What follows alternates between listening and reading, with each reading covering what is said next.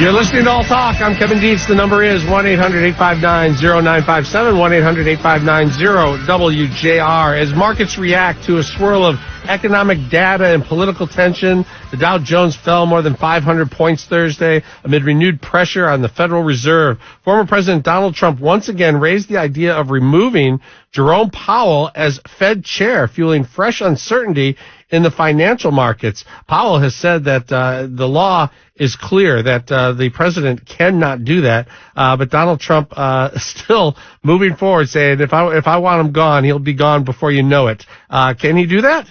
Let's bring in Matthew Schneider, partner at Hahnemann and former U.S. Attorney for the Eastern District of Michigan. Good morning. How are you? Oops, do we have Matthew?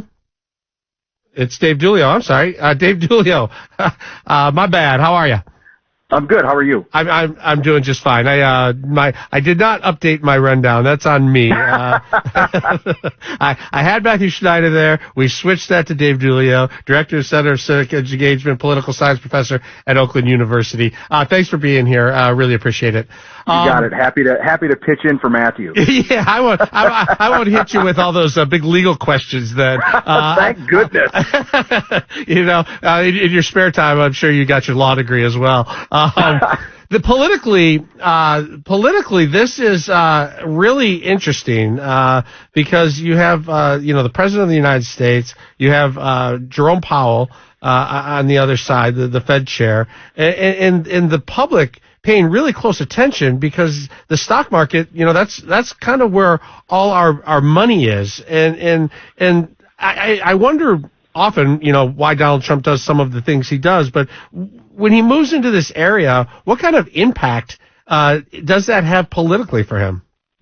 Well, I think we see the impact on multiple levels. And, when the president speaks or takes an action, sometimes the markets react. And we've seen that in the last several weeks with the tariff issue. When the chairman of the Federal Reserve, Mr. Powell, speaks, the markets listen, and based on his comments in the last couple of days, I think we've seen a negative market reaction to that. Politically, I think it's a little more unclear, the relationship between the president and the chair of the Federal Reserve Board, only because so many Americans are unfamiliar with the Fed, at least in terms of its background, history, what it's there for, and to your question about him being fired, where the Fed comes from in law, right? And we're probably going to start to find that out here pretty soon. Yeah, it's really interesting, and I don't know if it's politically smart of Donald Trump, but it doesn't seem to matter because he's going there almost on a daily or weekly basis. But he is challenging almost everything. Whether it's here where he talks about removing Jerome Powell, or if it's ignoring a judge's orders to turn a plane full of people he's deporting around and bring it back. When you look at, I don't remember any time in politics where a president has pushed the limits quite as much as Donald Trump is right now. He certainly is, and it's on many fronts, right? And I mean, let's clear it up right away on Powell.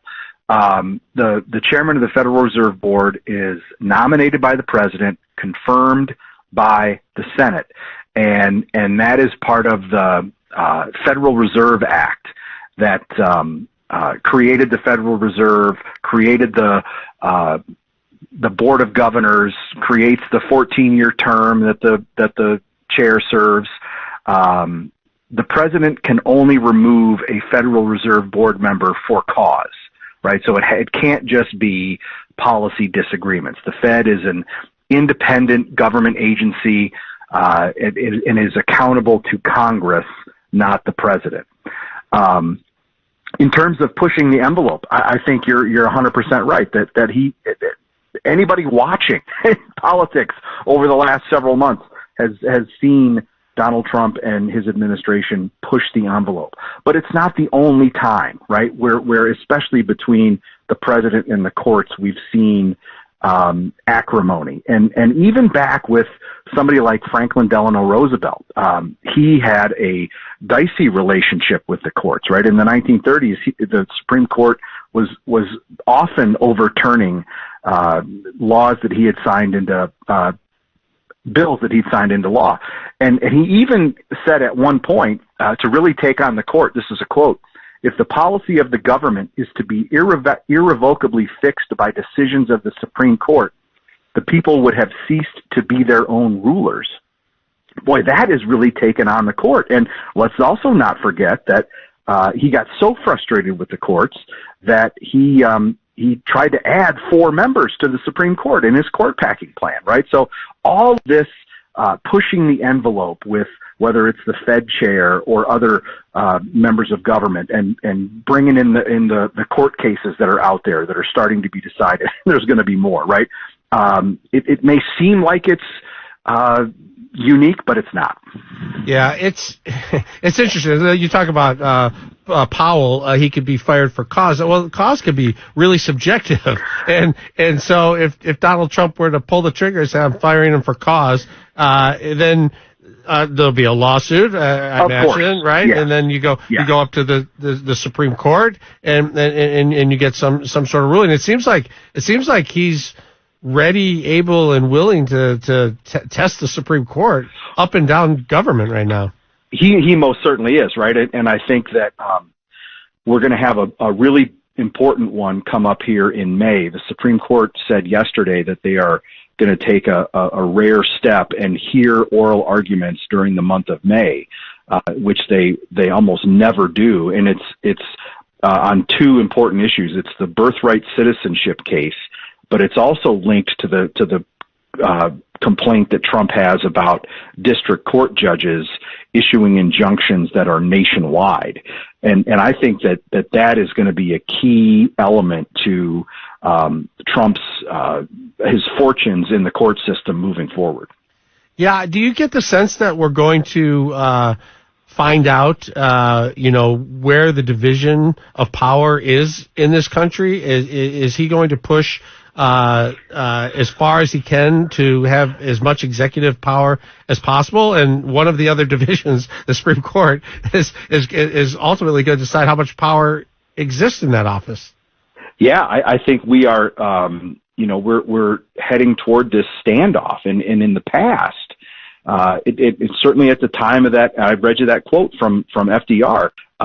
Historians, many of them would say that after he said that, the court backed down and sort of gave deference to the president. I think that that is less likely to happen in this current context.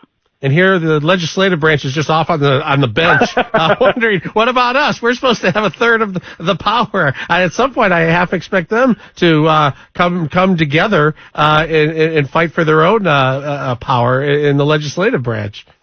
Well, and we've started to see that, right, where we had a couple of senators, Chuck Grassley being one of them, longtime senator from Iowa, introduced legislation in the Senate to try to claw back some of the tariff power that the Congress had ceded to the president over the years, right? So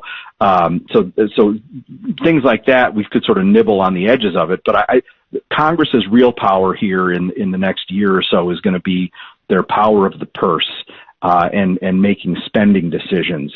Of course, that's going to start here over the summer with what Trump calls his one big beautiful bill, that budget reconciliation package, but then also appropriations bills that are going to lay out how money is spent in fiscal year 2026. Yeah, the one big beautiful bill may end up being one big bloody battle over the money. Dave Giulio, Director, Center for Civic Engagement, Political Science Professor at Oakland University. Thanks for being here. Have a wonderful Easter. You too, Kevin. All right. Thanks so much. I don't think Donald Trump is going to fire Jerome Powell. I think he's just saying that if he wants to, he can, to stir things up. He wants Jerome Powell to start moving these interest rates down. I don't know if it's going to work. We'll have to wait and see. You listen to All Talk.